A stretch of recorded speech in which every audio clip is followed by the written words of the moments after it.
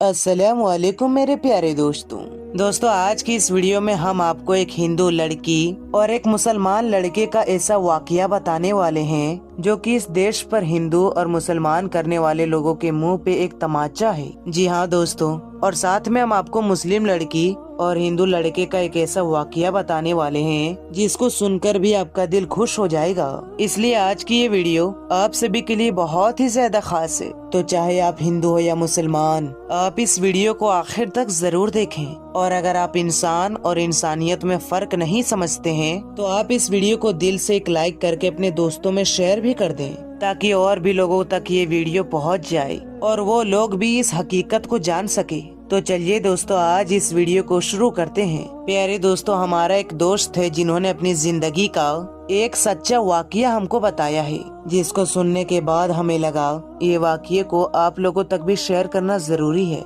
इस घटना के बारे में आप सभी को मालूम होना चाहिए, इसलिए आज की ये वीडियो खास आपके लिए बनी है। जी हाँ दोस्तों, हमारे उस दोस्त ने बताया कि मैं कुछ दिनों पहले रात के 12:30 बजे अपनी बाइक से अपने घर जा रहा था। मैंने रास्ते में देखा कि एक 18-19 साल की खूबसूरत लड़की रात के 12:30 बजे के आसपास दिल्ली की सड़क पर अकेली खड़ी हुई है। उसके सामने से काफी गाड़ियां और मोटरसाइकिल आ जा रही थी, लेकिन वो किसी के आगे भी अपना हाथ नहीं बढ़ा रही थी, यानी किसी से भी वो लिफ्ट नहीं मांग रही थी। असल में उस लड़की की बस छूट गई थी और उसको अपने घर जाना था।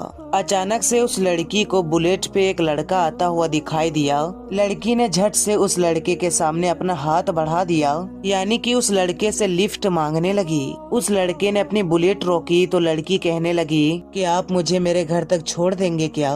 मेरी बस छूट गई है और इस वक्त और कोई बस भी नहीं आने वाला है। तो ये सुनकर उस लड़के ने कहा, ठीक है, कोई बात नहीं, आप बैठ जाएं, मैं आपको आपके घर तक छोड़ देता हूँ। उसके बाद में दोस्तों वो लड़की उस लड़के के साथ बाइक में बैठ जाती है और दोनों चल देते हैं। उस लड़के ने बताया, जब मैं उस लड़की को लेकर उसके घर के पास पहुंचा तो मैंने उससे पूछा कि जब आप सड़क पर खड़ी हुई थी तो मैंने देखा कि आपके सामने से काफी गाड़ी और मोटरसाइकिल आ जा रही थी, मगर आप किसी के सामने अपना हाथ नहीं दे रहे थे। आपने और किसी से लिफ्ट क्यों नहीं मांगी? तो उस लड़की ने जवाब दिया कि मैंने आपके बाइक पर देखा तो आपके मोटरसाइकिल के प्लेट पर अल्लाह का नाम लिखा हुआ दिखाई दिया, यानी कि आपके मोटरसाइकिल के आगे लिखा हुआ था या अल्लाह। फिर वो लड़की कहने लगी, मैं ही नहीं, पूरी दुनिया जानती है कि अल्लाह वाले ना किसी का बुरा करते हैं और ना ही किसी के बारे में बुरा सोचते हैं और ना ही किसी को बुरा करने देते हैं।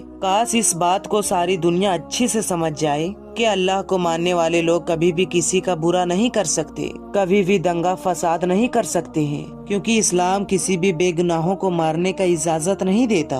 अब ये तो हुई मुस्लिम की बात। अब आपको एक हिंदू लड़का और मुस्लिम लड़की का ऐसा वाकया बताएंगे जिसको सुनकर भी आपका दिल खुश हो जाएगा। जी हाँ दोस्तों, और ये वाकया भी उन लोगों के मुंह पे एक तमाचा है जो हिंदू और मुसलमान में नफरत भरने का काम कर रहे हैं। दोस्तों, अब हम आपको जो वाकया बताने वाले हैं, ये वाकया इलाहाबाद एक लड़की रुबीना का है जो लखनऊ में रहकर पढ़ाई कर रही थी।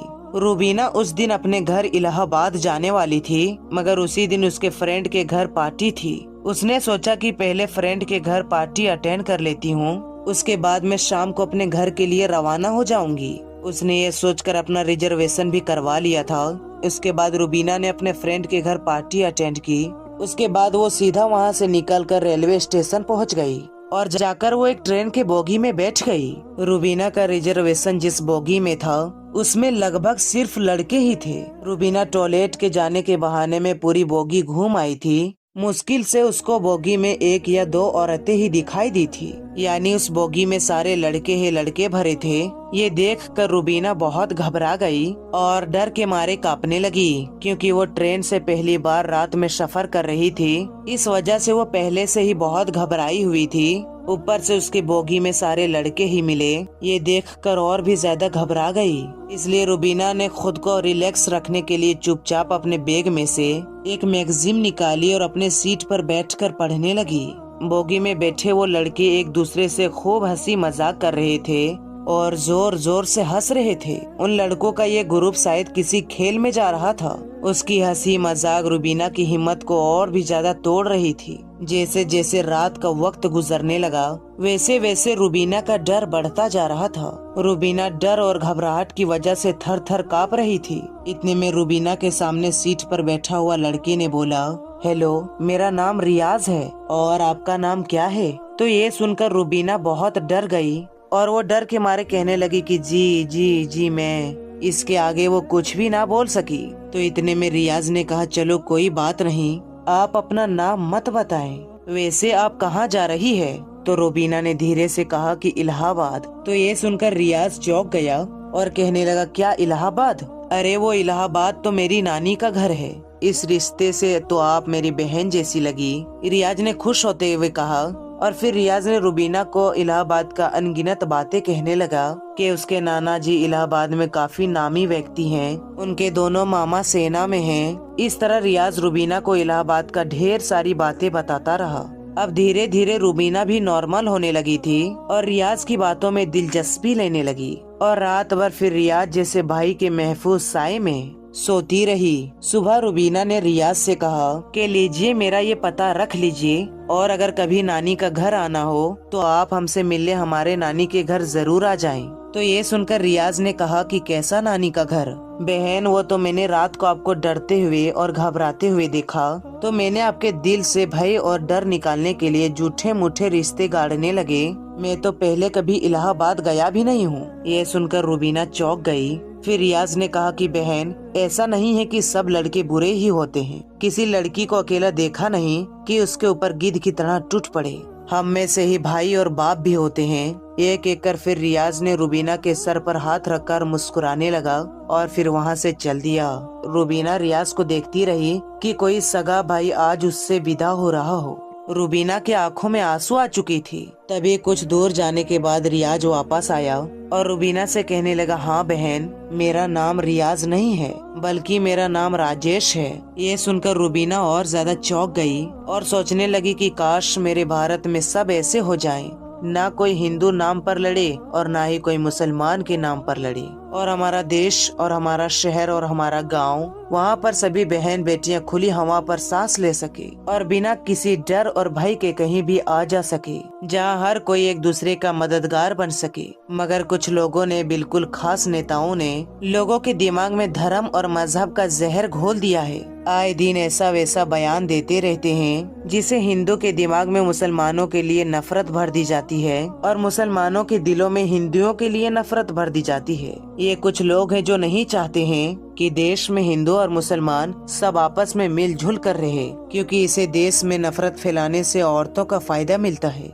मगर अब धीरे धीरे लोग समझने लगे हैं और इन नेताओं के बातों में आना बंद कर दिया है। अब देश में गलत को गलत बोलने लगे हैं। अगर किसी पर जुल्म या अत्याचार होता है तो हिंदू और मुसलमान सब आगे आकर उसका विरोध करते हैं। आज हमारे देश में हर कोई समझने लगा है कि धर्म और मजहब हर बुरा नहीं होता। कोई भी धर्म हिंसा और मार काट की इजाजत नहीं देता है। इसलिए इन नेताओं की बहकावे में आकर हम आपस में क्यों लड़ रहे हैं, हम आपस में क्यों मर रहे हैं। आजकल ना जाने देश में कितनों हिंदू और मुसलमान का दंगा फसाद हो चुका है, लेकिन आप मुझे एक भी दंगा और फसाद ऐसा बता दीजिए जिसमें किसी नेता की या किसी नेता के बच्चों की मौत हुई हो। इसलिए आप इस बात को समझिए और आप आपस में लड़ना बंद कीजिए और सब आपस में मिलजुल कर रहना सीखिए। दोस्तों, आपको ये हमारी वीडियो कैसी लगी आप हमें कमेंट करके जरूर बताइएगा, और वीडियो पसंद आने की सूरत में वीडियो को लाइक करें और ज्यादा से ज्यादा शेयर करें। और आपने अभी तक हमारे चैनल को सब्सक्राइब नहीं किया है तो सब्सक्राइब कर लें और साथ में लगे बेल नोटिफिकेशन को ऑन भी जरूर कर लें, ताकि हमारी नई अपलोड होने वाली वीडियोस सबसे पहले आपको मिल सके। तो दोस्तों, फिर मुलाकात होगी इंशाअल्लाह ताला फिर अच्छी और न्यू वीडियो के साथ। तब तक के लिए आप अपना और अपनों का बहुत ही ज्यादा ख्याल रखें। अस्सलाम वालेकुम, अल्लाह हाफिज।